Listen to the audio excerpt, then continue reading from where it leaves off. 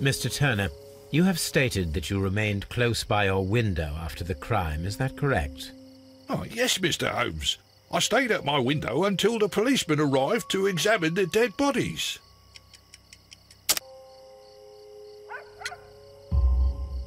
That is very interesting, Mr. Turner.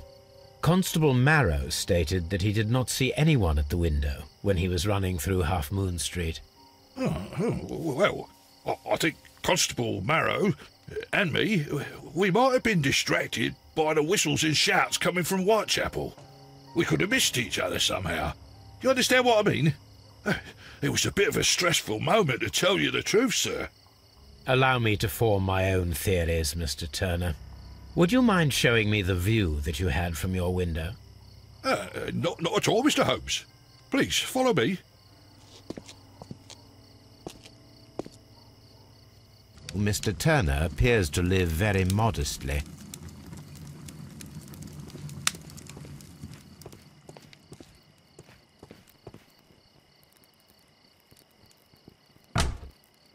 So, that's the view Mr. Turner had when he opened the window. Brian Vercotti's contorted corpse. The dead body of Kenneth Butler. Mr. Turner had a perfect view of the crime scene. He saw the bodies clearly, and Leighton Chapman standing over them.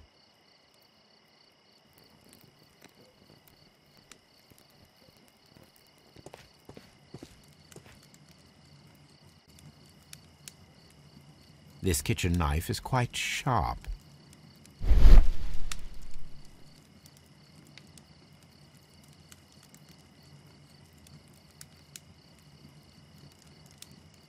There are pieces of shredded paper scattered over the table. This kitchen knife was used to cut the paper.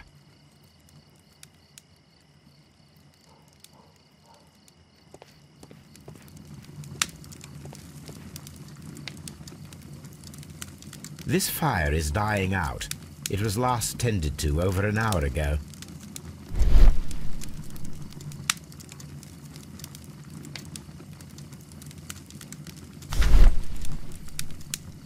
The papers are almost entirely burned. I am unable to see what's written here. These words are illegible. The papers were thrown into the fire just a short while ago.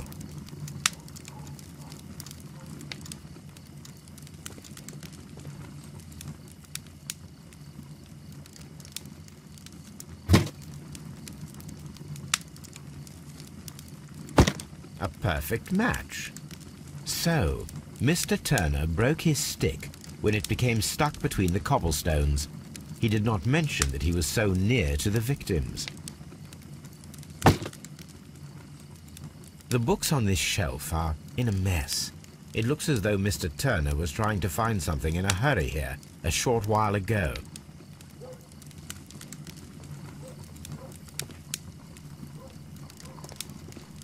Mr. Turner was roused from his bed by the sound of gunshots.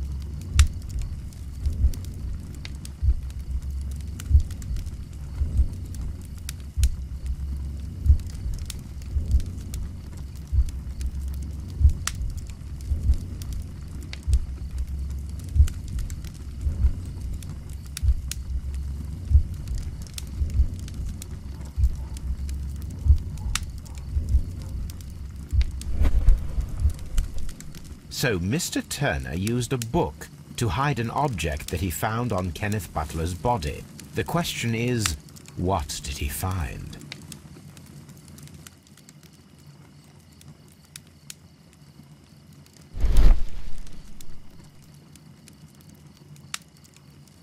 I can see prints from greasy fingers upon the cover of this book. Let us take a closer look. Well now, what a find! A precious jewel, concealed inside a book. A bracelet with a unique ram's head design, a distinctive feature of ancient Grecian artifacts, probably of the Hellenistic era.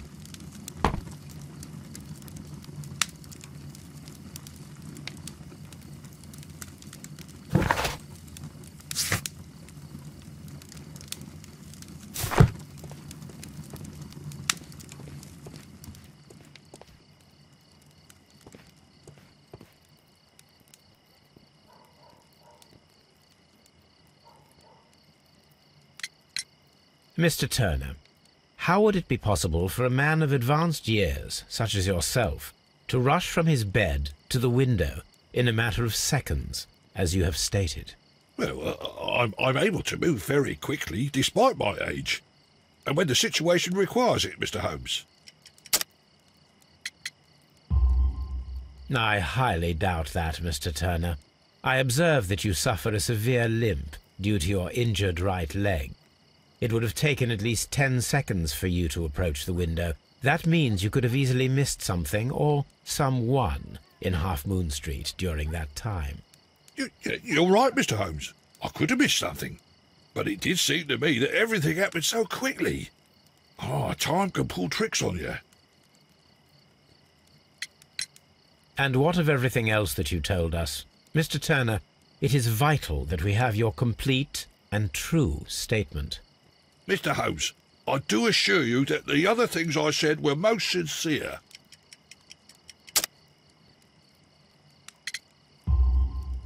Mr. Turner, you were not sincere with me. Not then, and not now. But Mr. Holmes... This, Mr. Turner, does not look like anything that a poor man might possess. It is worth more than the home that you live in. I can explain. No, merely correct me if I am wrong. You saw Leighton Chapman through the window, but you also noticed a glittering object on the ground, this precious jewel. You walked down and took the bracelet from the body of Kenneth Butler, and when you heard the whistles, you hurried away. That broke your walking stick. It caught fast between the cobbles. Constable Marrow was unable to see you in the window, as you were climbing up the stairs on your way back to your flat. Upon returning home, you hid the precious jewel inside a book. Mr. Holmes, please don't send me to prison. I didn't do anything bad. I'm just a poor man. When I chanced upon the bracelet, I saw it as an opportunity to make a little money. I was desperate. I only took the bracelet, that's all, I swear. You made a mistake by lying to me. But you are not a criminal. I believe that. Although I must return this bracelet to its rightful owner.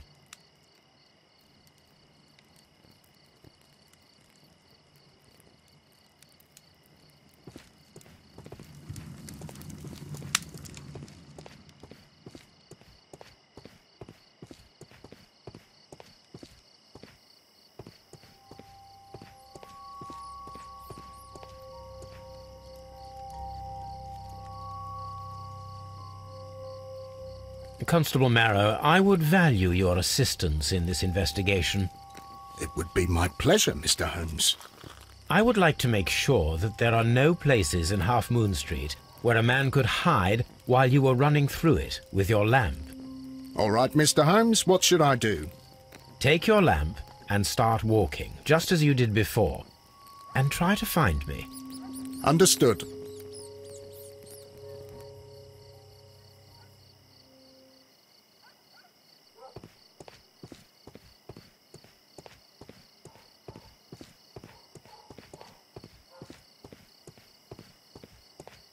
I can see you very well, Mr. Holmes. All right, Constable. Let's try again. I'll find another place to hide.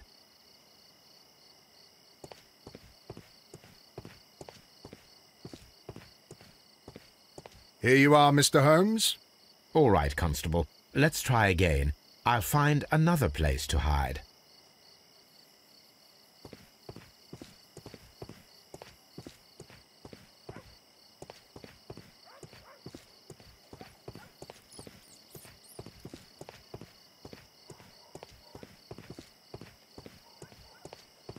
Mr. Holmes, it wasn't difficult to find you at all. It is obvious now. No one could escape Constable Marrow's lamp while hiding in the street.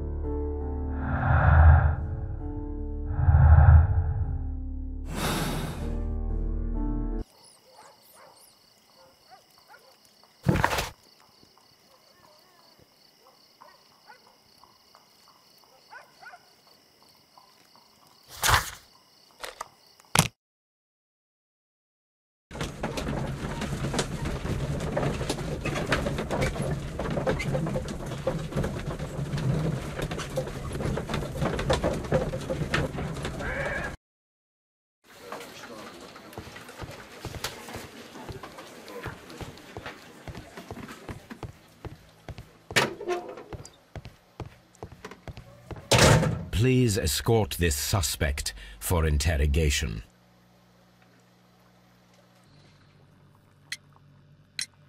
Leighton, I confess I am puzzled. Why should a young lad like you take a gun from the hands of a dead man and set off in pursuit of a probable killer? I know. I keep wondering that, but at the time it was like a reflex. A criminal ought to be arrested, and he was armed. You were willing to risk your life. That was a little foolish, unless you wanted revenge. No, Mr. Holmes. I was just being brave and stupid. I'm sure that you were, but I believe that you may have recognized one of the victims, Brian Vercotti. You knew that gentleman well, did you not? However could you know that? You have a typical tattoo of the Westgate Brotherhood upon your hand. I observed exactly the same mark upon Mr. Vercotti. You came to know him from your sharing a past prison sentence. Am I correct, Mr. Chapman? Oh, God. You're right, Mr. Holmes. Would you tell me a little about Brian Vercotti? We were convicted for a robbery. Once in prison, both of us joined one of these fraternities. During that year, we tried to help each other out, you know? You were quite young then, I believe. Yes, Mr. Holmes, we were. We'd only stolen a pound of meat. After we were released, and when I saw what my little brother had become, I decided to work towards living an honest life. And Vercotti? He had a hard time. His sister had died in a Whitechapel dispensary while he was in prison. He had no family anymore. Our paths split. He fell back into crime. So you lost him? Yes. And for around 2 years, I heard no news of him at all. We shall see you soon, young man.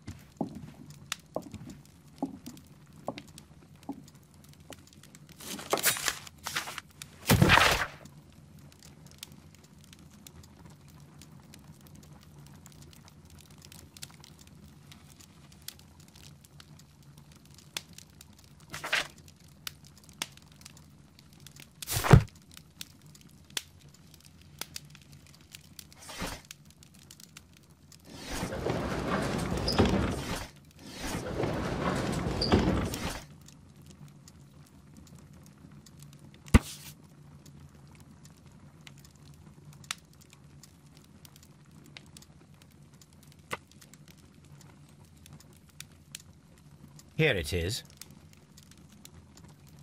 I need to continue my research in my archives.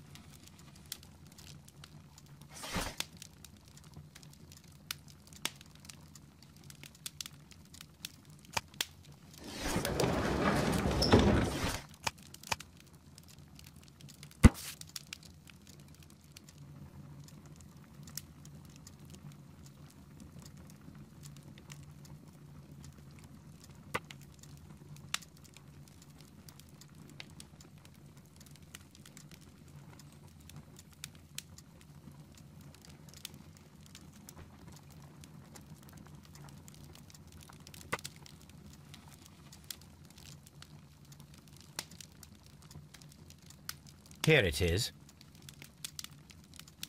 One of the victims, Kenneth Butler, was involved in the story of the stolen Hellenistic treasures.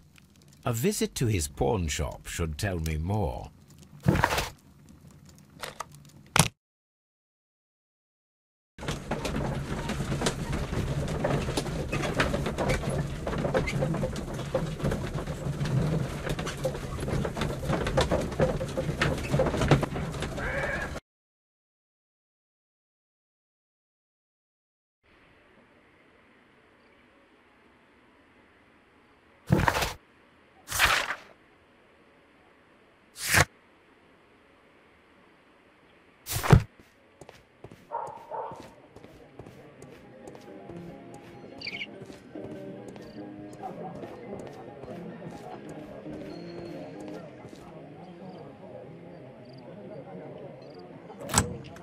Mr. Butler's key matches the lock perfectly.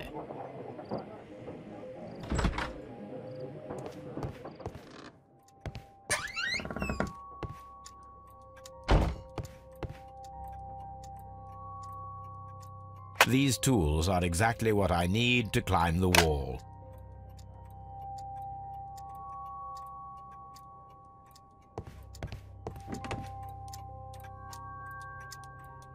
This is exactly what we need in order to imitate the flash of the fireworks.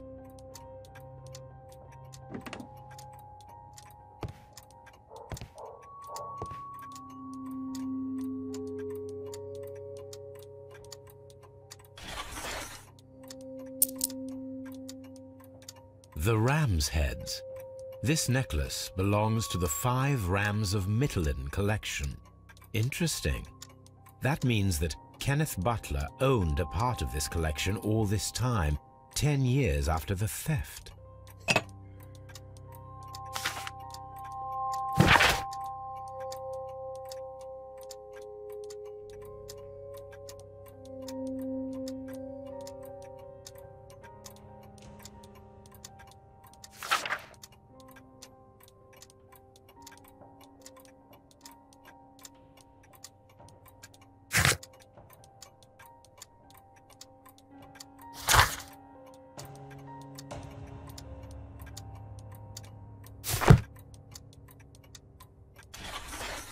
It looks as though Mr. Butler kept a careful record of his operations.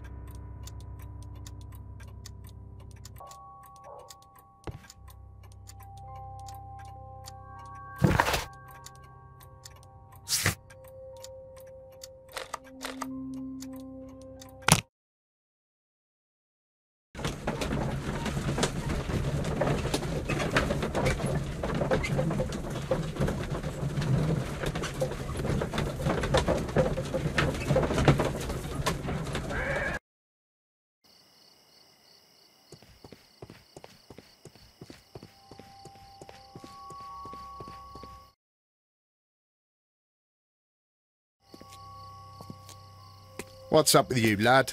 What are you waiting for? I'm waiting for my brother to be released. Your brother?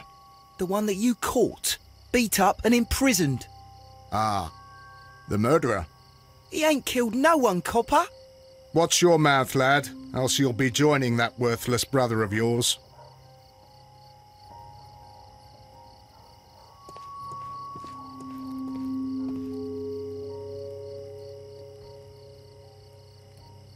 Constable Marrow, Watson, I would like to perform another kind of reenactment with your help. I'm listening, Mr. Holmes. I want to check if Leighton's testimony can be trusted. If someone could vanish into thin air at a specific moment. But Holmes, I don't see how. I am going to be the mysterious gentleman whom Leighton followed. I will stand exactly where he saw him before he was blinded by the flash. Watson, you will be Leighton. When I fire the signal flare, you should start to chase me. I understand, Holmes. You, Constable Marrow, just play your part and do exactly as you did. Just, please, wait 5 seconds after the signal flare. I doubt that Polly Powell would have screamed any earlier. As you say, Mr. Holmes. Let us begin, then. Catch me if you can.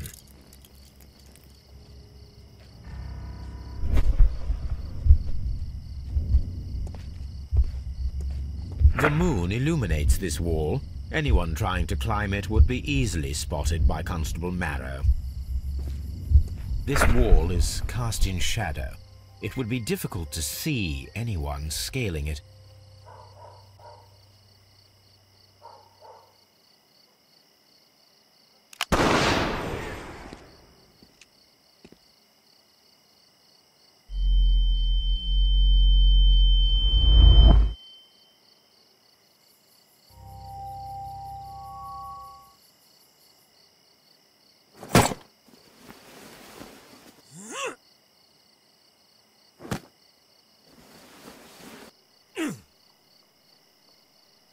I can barely see anything.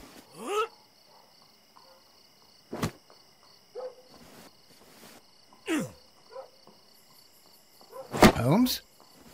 Are you there?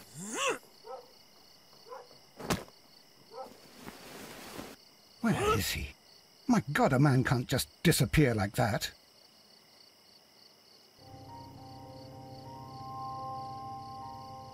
Holmes? Holmes? Where are you? I cannot see you, Mr. Holmes. Dr. Watson, it seems that Mr. Holmes has disappeared. Don't worry, gentlemen. I am up here, above your heads. How on earth did you get up there, Holmes? I am using crampons and a climbing axe, although the person we are looking for did not leave any traces of such tools. Constable, is there any way to get to the top of this building? Yes, Mr. Holmes, I can show you. The door to the building can be found from Whitechapel Street. Gentlemen, I am on my way down.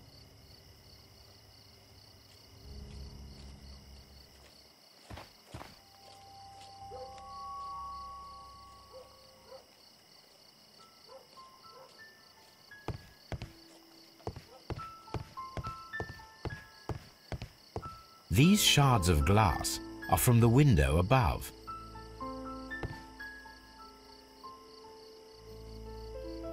It's empty. Someone broke through the window to get inside the attic, but in his haste he ripped his jacket.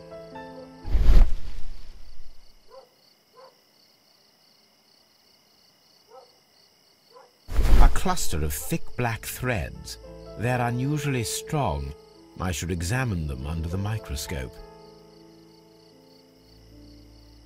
We can conclude that the person whom Leighton saw climbed up the wall, broke into the attic window, and escaped through the hatch.